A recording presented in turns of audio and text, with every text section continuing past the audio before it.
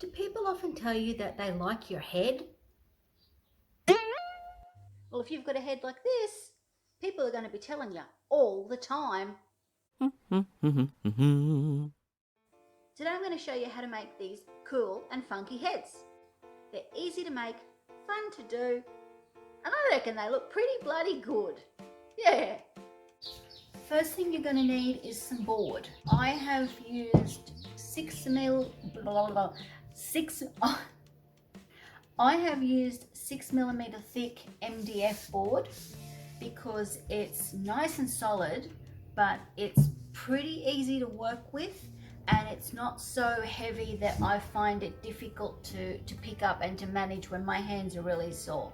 It also cuts easily, but it's only for indoor use. If it gets wet, it goes and it just expands and puffs up and falls apart. So make sure it stays dry.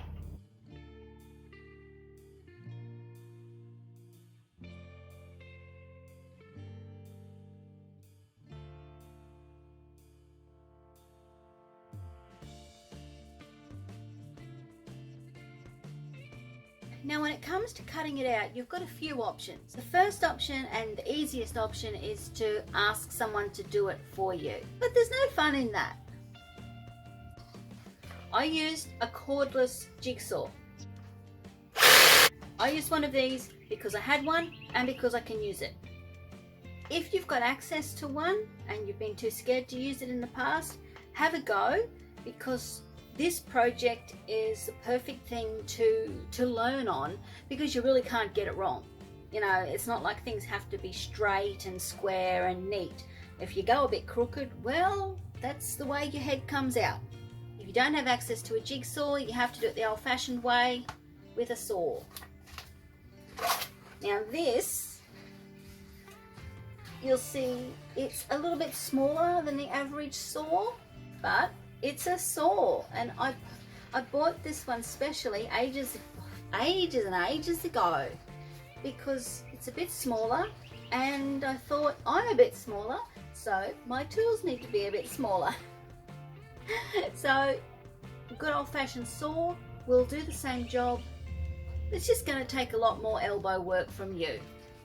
Or you could use a good old-fashioned teeny tiny hacksaw blade or craft saw. Make sure you've got the right blade. Ask whoever's down at the tool shop that you need a blade for cutting whatever it is you're cutting, because all different blades cut different things.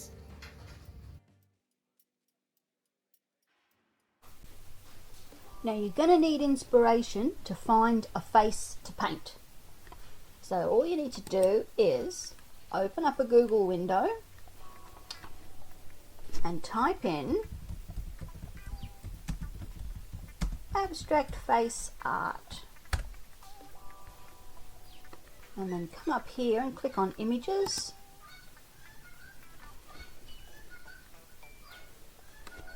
and you're going to get all sorts.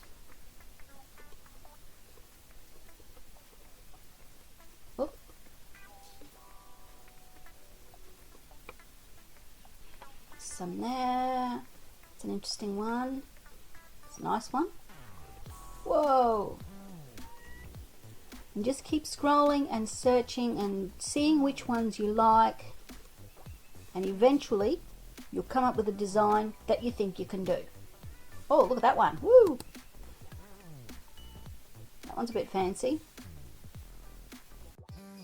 So after you've looked at about 1,000 pictures, that's when you've got a good idea of what you want, and you start coming up with your own design.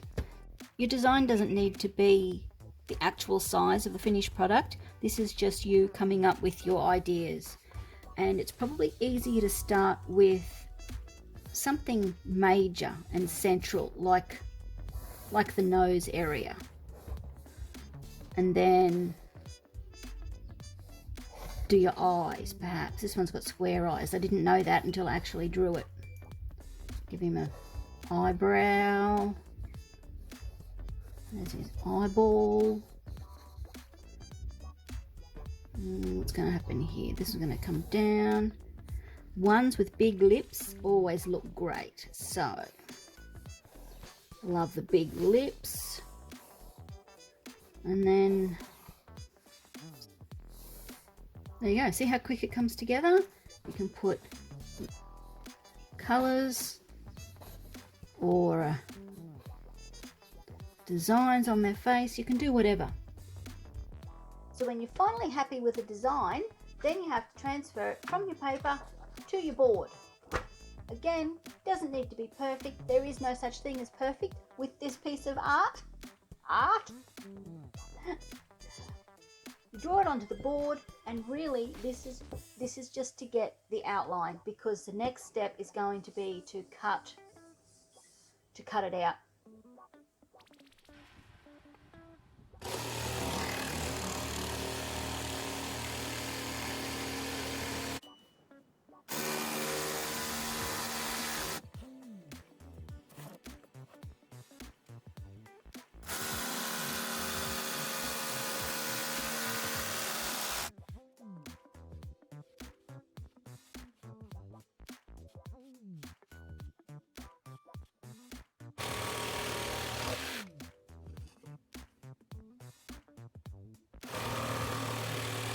Those square bits will just stick on the back of the cutout, and that's for when you put the picture hook in at the back.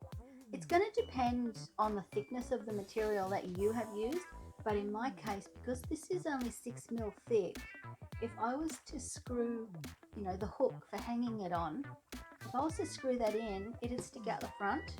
So you'll see later what I do with it, but I just stick it on the back to give it double thickness so that you can screw the hanging hook into it. It'll make sense in a little bit. Just keep watching.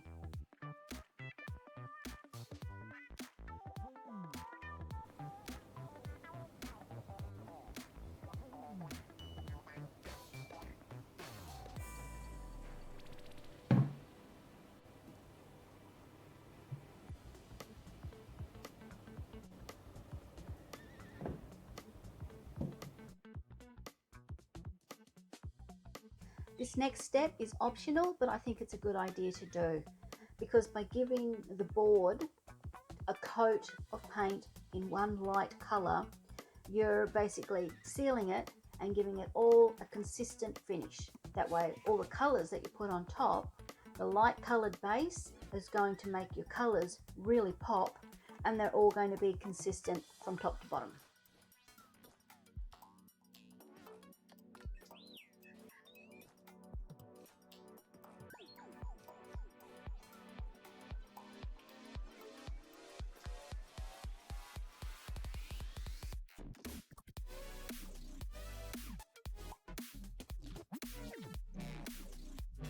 Now that it's undercoated, copy your design onto the board.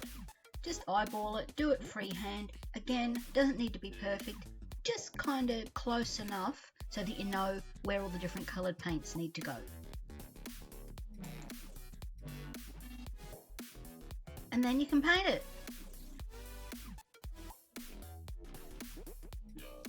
Just do it in bits and pieces here and there.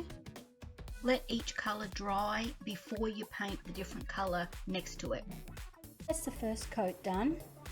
This one, I decided I didn't like the lump on the side, so I cut it off. So around about now, you're probably looking at your head and thinking, this looks like crap. I'm not going to hang this on my wall. But it's about to get very good, very quick. And all you need is this. If you've got a really steady hand, you can use black paint and a paintbrush to do this job, but I don't. So this is all you need. Can I help you? What was I saying? This. Okay, this is a chisel tip Sharpie pen. It's a big thick one, and all you need to do is go over all of the edges. You're going to cover up all the crooked lines, all the little wriggles. You're going to highlight the bits you want, and it's going to look amazing.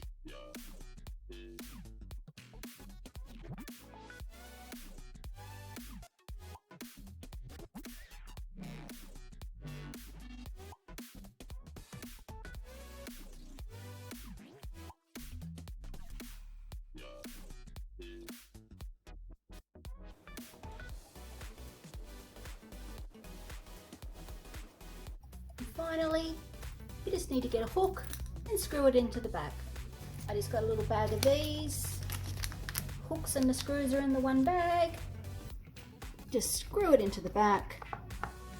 Make sure you don't screw it through to the front.